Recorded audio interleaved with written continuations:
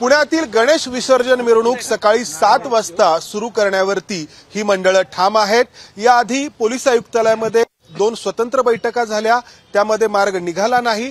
त्यानंतर पोलिसांकडून असा दावा करण्यात आला होता की दोन्ही बाजूंना एकत्रित करून कोणता तरी तोडगा काढण्यात येईल। मात्र या मंडळांचं म्हणणं आहे की त्यानंतर कोणतीही पावलं उचलली गेली नाहीत।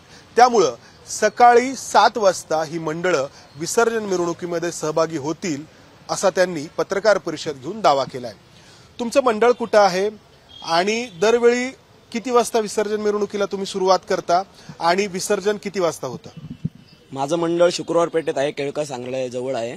माझ्या मंडळाला 121 वर्ष झाली। श्री जुन्याजाईचा सार्वजनिक गणेशोत्सव माझ्या मंडळाचं नाव आहे। दरवर्षी आम्ही मिरवणुकीला सुरुवात करायचं सांगितलं तर तुम्हाला सर्वांना हसा येईल, कारण आमची विसर्जन मिरवणुकी सुरुवात ही गणपतीच्या 8व्या दिवशी होती। कारण 8व्या दिवशी शिवाजी रस्त्याला ज्यावेळेस आम्ही लागतो त्यावेळेस आम्ही ट्रॅक्टर घेऊन 8व्या दिवशी जगोदादा मंडळाच्या जवळ आम्ही पोहोचतो। सर्व मंडळ ज्यांना गणेशोत्सवाच्या लाईनीमध्ये जायचे तर अशी मंडळ आम्ही 8व्या दिवशी तिथं ट्रॅक्टर लावतो। मग त्यानंतर पोलीस प्रशासन आरेरावी करतं, कारण आम्हाला आमच्यात वाद करायचे नसतात। त्यामुळे आमची तयारी असते की जे मंडळ पहिलं ट्रॅक्टर लावेल त्याला पहिला नंबर दिला जाईल आणि जेवढा लवकर नंबर मिळेल तेवढ्या लवकर आपल्याला बेलबाग चौकातून क्रॉस होते। पण आता गेले 2 वर्ष झाले बघतोय की सर्वप्रथम दगडूशेठ हलवाई गणपती त्यांनी 4 वाजता मिरवणूक काढायचे म्हणले। मग मानाचे झाल्यानंतर त्यांची मिरवणूक त्यांना बघायला प्रचंड भाविक असतात, त्यांच्या मिरवणुकीला वेळ लागला। आता कुणीतरी आणखीन पत्रकार परिषद घेतली, मग आता नंतर अजून कुणीतरी धनाढ्य व्यक्ती येईल तो पत्रकार परिषद घेईल। मग आम्ही काय 11व्या दिवसापर्यंत श्रीनाथ काय तुम्हाला किती वेळ लागतो मला विचारण्याचा उद्देश होता। आम्हाला मिरवणुकीला जवळपास आहे ना एकाच ठिकाणी आम्ही 12 तास एकाच ठिकाणी असतो। श्रीनाथ टॉकीजच्या बाहेर आम्ही गेले अनेक वर्ष, मला आठवते जसं गेले 10 वर्ष आम्ही 12 तास श्रीनाथ टॉकीज जवळच असतो। म्हणजे आम्ही ढोल लेझिम लावलेलं असतं किंवा कधी कधी स्पीकर असतात, ते सगळं ठप्प होऊन जातं, ते सगळं वाया जातं, त्याचे एवढे सगळे केलेले पैसे खर्च सगळं वाया जातं आणि 12 तास आम्ही एकाच ठिकाणी असतो। तुमचं मंडळ कोणतं आहे? तुम्ही किती वाजता मिरवणुकीत सहभागी होता आणि विसर्जन पार पडायला किती वेळ लागतो? कुठे तुम्हाला जास्त वेळ लागतो? मी रामेश्वर चौक तरुण मंडळ ट्रस्टचा अध्यक्ष सुरेश जैन बोलतो। गेल्या वर्षी आम्ही ज्या टायमाला शिवाजी रोडला लाईनीमध्ये उभा राहिलो त्या टायमाला पोलीस खात्याच्या काही लोकांनी आमच्या भागातल्या लोकांना नंबर दिले होते। त्याच्यामध्ये रामेश्वर चौक तरुण मंडळ ट्रस्टला 5वा नंबर होता। तर मी म्हटलं 5वा नंबर मिळाल्यानंतर कमीत कमी आपण रात्री 10-11 वाजता आपला गणपती बाप्पा कुठेतरी समाधान चौकात रात्री 10-11 तर ते न होता दुसऱ्या दिवशी सकाळी 6 वाजता आमचं मंडळ समाधान चौकामध्ये होतं। या सगळ्या गोष्टीचा बघता ढोलीची मला निघून गेला, बँडवाला निघून गेला, कार्यकर्ते निघून गेले, 4-5 मोजकेच कार्यकर्ते होते तिथं। 6ला बी हे लोक सोडायच्या बेतामध्ये नव्हते, पण फरसखानाच्या PS साहेबांना काहीतरी आमच्या मुलांची दया आली की या मंडळापाशी काहीतरी 4-5च कार्यकर्ते दिसत आहेत। त्यामध्ये माझा एक मुलगा होता, त्यांनी ओळखलं PS साहेबांनी की सुरेश यांचा मुलगा दिसतो, त्यांनी त्याला बोलून घेतले, म्हटलं तुझा गणपती लक्ष्मी रोडनी काढ म्हणून। तो झाला सकाळी 9:30 वाजता विसर्जन गणपती झाला। आमचं काय म्हणणं की हा जो टाइम जातो 15 तास 20 तास, आता एकाच ठिकाणी गेलेत ना आमचे 15 तास, म्हणजे 5वा नंबर असताना देखील सुद्धा समाधान चौकामध्ये येईस्तोपर्यंत 15 तास गेले सर। मग ह्या गोष्टीचा सगळा विचार करतात का? आता यासाठी जो खर्चही भरपूर होतो ना विसर्जनासाठी, जे रथ तयार होतात साधारणपणे किती खर्च? अर्थात वेगवेगळा असेल, कोणी किती करावा हा ज्याचा त्याचा प्रश्न आहे, पण मग ह्याचा काय उपयोग होतो का? लोकांना हे दिसतं का? म्हणजे लोक बघू शकतात का? काय होतं नक्की? नाही, जे लोकांनी बघायला पाहिजे त्याच्यावर जी सजावट केलेली आहे ती त्या लाईनीतून अशी शिस्तीत जाताना बघायला पाहिजे, ती बघून होत नाही आणि लोक पेंगलेले असतात, रस्त्याला झोपलेले असतात। जो कारागीर काम करतो ना त्याची वाहवा कुठं होत नाही, हा त्यातला मूळ खंत ती आहे। आणि वेळेच्या बाबतीत तर विचारायचंच नाही, आता गेले 10-15 वर्ष। पण असं आहे ना की आता ही परंपरा आहे 5 मानाच्या गणपतीने आधी जायची, तुम्ही सकाळी 7 वाजता जायचं म्हणताय, मग ही परंपरा खंडित होईल ना? नाही, एक मिनिट, यापूर्वी ढोके तालीम मंडळाचा गणपती रात्री 12-12:30ला निघालेला आहे, ती प्रथा चालू केली होती। परंतु प्रशासनाने काही प्रमुख लोकांनी त्यांना विनंती केली, माझ्या मते रमाकांत नांदेकर आणि शिंदे नावाचे पत्रकार होते, ते त्या मंडळाचे अध्यक्ष होते, त्या दोघांनी मिळून तो गणपती विसर्जित करायला काढला होता, नेलाही तो। परंतु पुढील वर्षी लोकांनी विनंती केली की हे योग्य होणार नाही। मग आता तुम्ही म्हणतात तर मग काही लोक म्हणतात की ही परंपरा आहे, तुम्ही ती कशी खंडित करता? बरोबर आहे, आमचा आग्रह आहे, आग्रह नाही असं नाही, परंतु यातून मार्ग निघला पाहिजे। आणि माझं तर म्हणणं आहे 5 मार्ग आहेत, साधारण 4 आहेत. अलका चौकात येणार आहे. हा, तर प्रत्येक मानाच्या गणपतीने वेगवेगळ्या मार्गावर सकाळी लवकरात लवकर जर विसर्जन मिरवणूक सुरू केली तर ही मिरवणूक लोकांना छानपणे पाहता येईल आणि ती 12च्या आत संपेल. परंपराचा विषय आपण या ठिकाणी काढला. माझे मित्र भाऊ करपने ती भूमिका मांडली, पण परंपरा ही दुपारी 12ची होती. कुठेतरी मिरवणुकीचा वेळ कमी व्हावा म्हणून ती परंपरा 12 वाजताची मोडून दुपारची सकाळी 10 वाजतावर आणली. 10 वाजता पहिला मानाचा गणपती निघतो, पण त्यांना यायला 11-12 वाजतात समाधान चौकामध्ये, आणि शेवटचा मानाचा गणपती अलका चौकात जायला संध्याकाळी 7 वाजतात. हा वेळ कुठेतरी भरून निघावा म्हणून आम्ही सर्व मंडळं, पूर्व भागातली असतील, सर्व पेठांमधली मंडळं असतील, अगदी नारायणपेठ पासून तर नानापेठची मंडळ, त्यामधलं मंडळ सुद्धा लक्ष्मी रोडला येतं, की त्यालाही तो वेळ मिरवणुकीचा कमी व्हावा म्हणून आमची भूमिका आहे. एक तर तुम्ही 7ला निघा, नाही तर आम्हाला 7ला निघू द्या. आता ही भूमिका याच्या आधी अनेकदा मांडून झालेली आहे. मुद्दा आहे की याबद्दल पोलिसांनी बैठक घेतली होती, त्यामध्ये काही परत तोडगा निघाला का? आणि तुम्ही मंडळ आपापसामध्ये काही चर्चा करता आहात का? काही संवाद होतोय का? नाही, आमचं मंडळ बाकी त्या मंडळांशी आमचे काय नाही. आमच्या अंतर्गत सर मेन खतखत आमच्या मंडळांची काय तुम्हाला सांगतो. वर्षानुवर्ष लक्ष्मी रोडनी ह्या सगळ्या मिरवणुका चालू होत्या. इथून मागं अशी खतखत किंवा मंडळांमध्ये नाराजगी नव्हती. विषय येतो कुठं माहिती का साहेब, ह्यांची मिरवणूक मानाच्या गणपतीची चालू होती सकाळी 11 वाजता. यांच्या प्रत्येकाच्या मंडळाच्या पुढे 5-5 पथकं, बँडचं पथक असतं, त्याच्यानंतर ते साहसी मर्दानी खेळ करणारे ते सगळे कर्तबगार ते असतात. हे लक्ष्मी रोडचा ताबा घेतात 11 वाजता साहेब, यांचे 5 वाजेपर्यंत होत नाही. 2 वर्षापूर्वी दगडूशेठनी जाहीर केलं की आम्ही 4 वाजता 5 वाजता येणार. आता दगडूशेठ आलं. आता परवा 8 दिवसापूर्वी पत्रकार परिषद झाले, भाऊ रंगारी आणि मंडेवाले म्हटले की आम्ही पण घुसणार. त्यांनी काय होतंय, आमची जी काय 101 मंडळ आहे जी सिटी पोस्टापासून जातात, जी शिवाजी रोडनी जातात, वर्षानुवर्ष आमची मानाची गणपती गेल्यानंतर सिटी पोस्टची 10 मंडळं पास होतात, त्याच्यानंतर आमची शिवाजी रोडची 10 मंडळं पास होतात. सगळे एकदम आनंदाने सेट होतं. पण ह्यांच्या दादागिरीला, ह्यांच्या आरेरावीला वैतागून आम्ही सर्व मंडळाच्या कार्यकर्त्यांनी निर्णय घेतलाय की सकाळी 7 ते 11 जो स्पेस मोकळा असतो त्या वेळेमध्ये आमची 51 मंडळं पास होऊन जाणार. आता 51 मंडळं म्हणतायत की आम्ही सकाळी 7 वाजता मिरवणूक सुरू करणार. जी मानाच्या गणपतींची मिरवणूक सुरू होती ती सकाळी 10 वाजता. त्याच्या आधी तुम्ही म्हणताय की सुरू करणार, पण सकाळी 7 वाजता सुरू होऊन 10 वाजेपर्यंत 11 वाजेपर्यंत तुम्ही मिरवणूक संपवणार का जर निघाली तुमची तर? आमचं फक्त म्हणणं आहे की आम्ही संपूर्ण मंडळ जी 200 असतात त्या 200 बद्दल बोलत नाहीये. आमचं म्हणणं आहे की जी 51 मंडळ जर का गेली तर त्या इतर उरलेल्या मंडळांनाही लवकर निघता येईल 4 तास, आणि ते जागेवर 12-12 तास न घेता एक 4-5 तास थांबू शकतील. पण 4-5 तासाच्या वर जर का जात असेल तर पेशंट सुटतायत, खर्च वाया जातोय. ढोल वाजवणारे तरुण असतात, मुली असतात, महिला असतात, त्यांनाही तो कंटाळा येतो आणि ते घरी निघून जात आहेत आणि आमचा खर्च वाया जातोय. तर एवढीच आमची भूमिका आहे की जो टिळकांनी सांगितलं होतं त्यावेळेस टिळकांनी मध्यस्थी केली होती, तर आता टिळकांसारखा असा कोणी महान माणूस इथं नाहीये. भरपूर नेते आहेत ना पुण्यात. महान म्हणलं मी, टिळक वेगळे, टिळकांची बरोबरी कोणीही करू शकत नाही, आम्हीही करू शकत नाही. तर आम्हाला मुख्यमंत्र्यांना विनंती आहे की तुम्ही दिलेला आहे आदेश, पण अजून त्याच्यावर अंमल, तर तुम्ही एकदा स्वतः वेळ काढून पुण्यात यावं. मुख्यमंत्र्यांनी 1-2 तास द्यावे आम्हाला, ही माझी त्यांना कळकळीची विनंती आहे. आमदार सुद्धा मुख्यमंत्री असं म्हणालेत ना की चंद्रकांत दादा आणि मुरलीधर अण्णा यामध्ये काही मार्ग काढतील म्हणून, तर काही हेमंत रासने जे आहेत मुख्यमंत्री असे म्हणले, पण आतापर्यंत सर्व मंडळांनी वाट बघतात त्यांची की ते काही मदती करतील. अजून मदती करत नाही. म्हणून आजची पत्रकार परिषद घेऊन आम्हाला सांगावं लागतंय की मंडळ अशी प्रकारे बाहेर पडतील. तुम्ही ते लवकर मिटिंग घ्या. आणि ह्याच्यामध्ये एक गोष्ट मी म्हणतो की हीच मोठी मंडळं मिरवणूक चालू करणार, मिरवणुकीला उशीर लावणार हेच लोक. ह्यांनी तर नियम पाळले स्वतः, आणि मिरवणूक यांनी म्हणले की आपण मिरवणूक लवकर संपवायची, तर मिरवणूक ही कायदे लवकर संपत, त्याला पोलिसांची साथ असेल तर.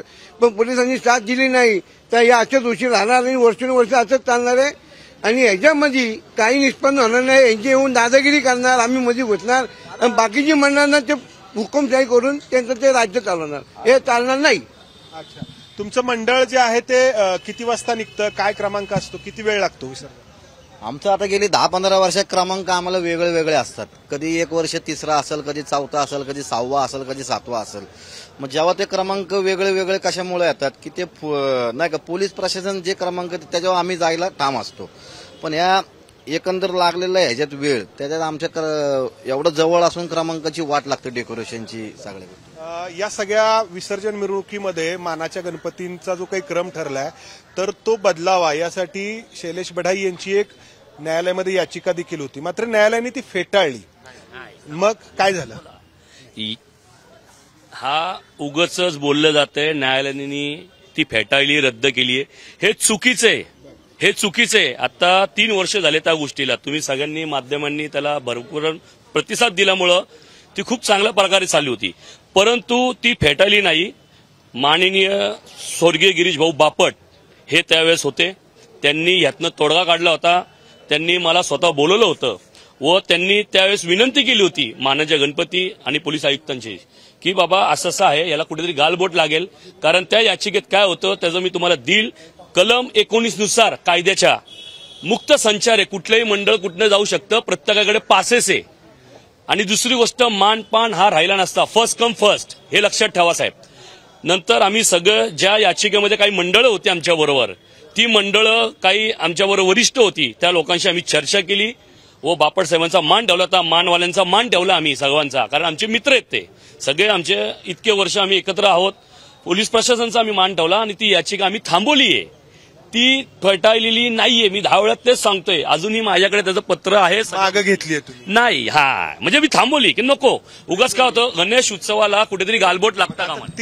ती याचिका मग तुम्ही पुढे का नाही नेत?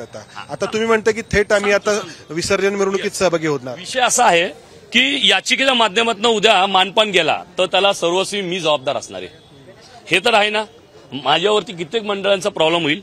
मला हा जो आहे गालबोट तो लावायचा नाहीये. मी एक छोटा कार्यकर्ता गणेश उत्सवाचा, गेली 25 वर्ष मी गणेश उत्सवात काम करतोय आणि लहानपणापासून आम्ही आमचं रथ आहे पुणे वडाई समाज ट्रस्ट, बैलजोडीचा रथ आहे, 133 वर्षाची परंपरा आहे. आम्ही पारंपरिक ढोल पद्धतीने जातो. आजपर्यंत कुठलाही गुन्हा दाखल नाहीये, कुठलीही वर्गणी घेत नाही आम्ही, खर्चाने आम्ही सगळं करत असतो. परंतु टिळकांनी बसवलेला 1893 सालचा गणपती आमचा पहिला पुण्यातला समाज गणपती. मग तुम्ही म्हणता मानपान, मग आम्हालाही मानपान आहे ना. आमच्याही भागामध्ये पांगोळी गणपती आहे, काळभैरव गणपती आहे, धक्क्या मारुती आहेत, असे अनेक 133 वाले गणपती आहेत. मग आमच्यावरती अन्याय काय? आमच्या भागात इतकी मंडळ आहे, 125. म्हणजे काय होतं नक्की? अन्याय म्हणजे असं आहे की ही लोक निघतात, हे म्हणतात आम्ही जाऊ लवकर करू. ज्यावेळेस तोडगा निघाला म्हणजे त्यावेळेस जो झालते, ज्यावेळेस ती याचिका दाखल केली त्यावेळेस सगळ्यांनी काय सांगितलं होतं की आपण मार्ग काढू, आपण बसून सोडू, हे बोललं पाहिजे होतं. बरोबर, बोलण्यासाठी तुम्ही पुढे आलं पाहिजे ना. आम्ही 10 पावलं आम्ही मागं जातोय, तुम्ही 1 पावलं पुढे आली पाहिजे की नाही? येत का कोणी? नाही येत, हे आलेच नाही. कशामुळे येत नाही? हे काय म्हणजे बोलायला काय हरकत आहे? नाही, त्यांनी खरं बघायला गेलं ना तर लहान मोठेपणाचा काही विषय होतोय का? हा, ते काय गोष्टी आहे त्याच्या गोष्टीमध्ये असं आहे की बाबा ठीक आहे, ते मानावाले आहेत, मान्य, त्यांनी काही गोष्टी अशा गृहीत धरलेल्या की ठीक आहे, ही मंडळ आपली मोठी ताकद आहे, आपण सगळे एकोप्याने राहतात, ही मंडळांचं काही होत नाही. आम्ही साहेब काय 9व्या दिवशी सकाळी आम्ही दुपारी 3 वाजता आमची मंडळ लाईनीला लागतात, सगळी मंडळ. इथं कुठलंही असं मंडळ नाही की मिरवणुकीच्या आदल्या दिवशी. म्हणजे सत्यनारायण पूजे दिवशी दुपारी 3 वाजता आम्ही सगळे मंडळ थांबलेलो असतो. आम्हाला पोलिस नंबर देतात, आम्ही नंबर घेतो आणि शांत राहतो. रात्री 3, दुसऱ्या दिवशी 3, परत रात्री 3, म्हणजे किती तास झाले साहेब? 24 तास. आणि सकाळी 6 वाजता 5 वाजता इथं जनार्दन पवळे आहेत, इथं जय महाराष्ट्र आहे, होनाजी आहे. होनाजी तरुण मंडळ मागच्या वर्षी 6व्या नंबरला होता. कितव्या नंबरला? 6व्या नंबर लक्ष्मी रोडला. तरी तो गणपती रात्री 1 वाजता 2 वाजता विनंती करून तो गणपती बाहेर काढला गेलाय, हे लक्षात ठेवा. म्हणजे तुम्ही आम्हाला गृहीत धरलंय आणि आम्ही डेकोरेशन करत असतो, इतकी मंडळ सगळी पैसा खर्च करत असतो. त्या मंडळांना वाटत नाही का तुम्ही सगळे खर्च होत असेल, काही लाख खर्च होतो ना. सगळी मंडळ काय आमच्यासारखी लोक आहेत की बाबा एक तर आम्ही वर्षाचा काही विषय लावलेली असते, वर्षभर आम्ही सांगितलं की बाप्पाला खर्च करायचा. आणि त्यावेळेस आमची तर बैलजोडी साहेब, आमची बैल किती वेळ तात्काळ राहणार. आम्ही बैलांना सांगतो की बाबा 12 वाजता या, दुपारी 12 वाजता 2 वाजता येतात. अहो 24 तास बैल थांबतात, म्हणजे हा न्याय का अन्याय? आणि बैलजोडी ही काळानुसार चाललेली आहे, आमची परंपरा आहे. साहेब तुम्ही प्रश्न विचारला की तुम्हाला मिटिंग घेऊन कोणी सहकार्य करतं का नाही करतं का. सगळ्यात पहिले तुम्हालाही माहिती आहे, आम्हालाही माहिती आहे, प्रशासन बघतं, पोलीस प्रशासन त्यांचं आणि मंडळाशी हे असतं. बाकी कोण मध्ये येतं का? कुठलं मंडळ येऊन सांगतं का की बाबा तू मागं हो, तू पुढं हो? कोण नाही. ह्याचा सगळ्याचं बांधील की प्रशासन आहे, पोलीस येतात आणि अडवतात. तर म्हटलं की तुम्ही आपापसामध्ये ठरवा ना, असं पोलिसांनी परवा. काय पोलीस जरी म्हणले आपापसामध्ये ठरवा, तरी आता तुम्ही असता, तुम्ही बघता लक्ष्मी रस्त्याला मानाचे गणपती असतात, त्यांना पोलिसांची काय ट्रीटमेंट मिळते?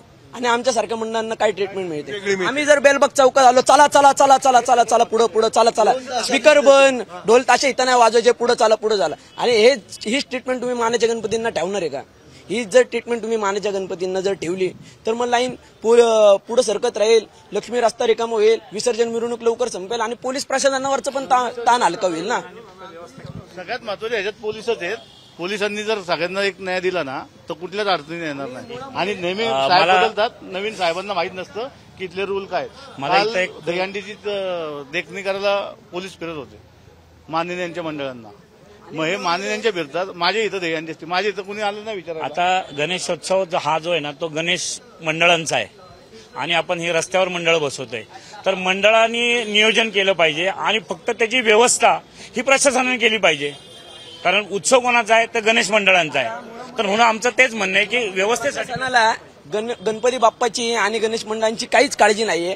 कारण परवाच एक प्रसंग घडला जिल्ह्यात कशी नाहीये ते नियोजन करतात. कार्यालयामध्ये एक प्रसंग घडला की गणपतीचं मंदिर होतं 53 वर्षांपूर्वीचं, गणपतीचं मंदिर तोडलंच, गणपतीचं मंदिर तर तोडलंच पण गणपतीची मूर्ती देखील तोडली. कुठे झालंय? हे जिल्हाधिकारी कार्यालयामध्ये झालं. ही आत्ताच आम्हाला माहिती मिळाली.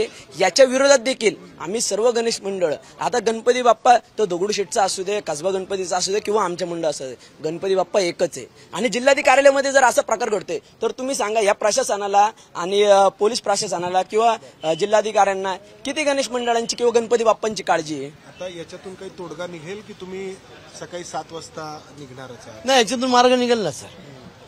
मार्ग काढण्यासाठी त्यांनाच आमच्या जवळ यावं लागलं. लक्षात ठेवा. तो संवाद होत नाही ना, होईल ना, आज ना उद्या संवाद होईल ना सर. आणि त्या संवादाच्या मार्गावरती आहेत काही लोक, नाही अशातला भाग नाही, पण त्यांना मध्यस्थी करणारा चांगला माणूस भेटत नाही. असं तो जर भेटला ना तर मध्यस्थी निघणार ना सर. तर पुण्यामध्ये जी गोष्ट सुरू होते त्या कुठल्याही गोष्टीला हळूहळू परंपरेचं रूप येत जातं. गणेशोत्सव सुरू झाला, त्यानंतर विसर्जन मिरवणुकीचे क्रम ठरत गेले, काळाच्या ओघात त्यामध्ये बदल देखील झाले, मात्र पुन्हा ती परंपरा म्हणूनच पुढं येत गेली. मात्र आजूबाजूला जी परिस्थिती बदलली आहे, पुण्याची लोकसंख्या इतकी वाढली आहे, पुण्यात येणाऱ्यांची संख्या इतकी वाढली आहे, नवीन टेक्नॉलॉजीमुळं वेगवेगळे जे काही डेकोरेशनचे प्रकार आहेत ते आलेत आणि त्यामुळं या विसर्जन मिरवणुकीचं स्वरूप प्रचंड बदललंय. आणि त्यातून ही जी मंडळं लाखो रुपये खर्च करतात त्यांच्या विसर्जन मिरवणुकीच्या रथावरती, तो खर्च एका अर्थाने वाया जातो असं त्यांचं म्हणणं आहे. कारण वेळेमध्ये त्यांना विसर्जन मिरवणुकीमध्ये खास करून अलका चौकामध्ये येता येत नाही आणि त्यातून निर्माण झालेला हा रोष आहे. पुण्याचं सध्याचं नेतृत्व यातून कसा मार्ग काढतं हे पाहायचं. कॅमेरामन अमोल गवाळे, समंदार गोंजारी, एबीपी माझा, पुणे. एबीपी माझा, उघडा डोळे बघा नीट.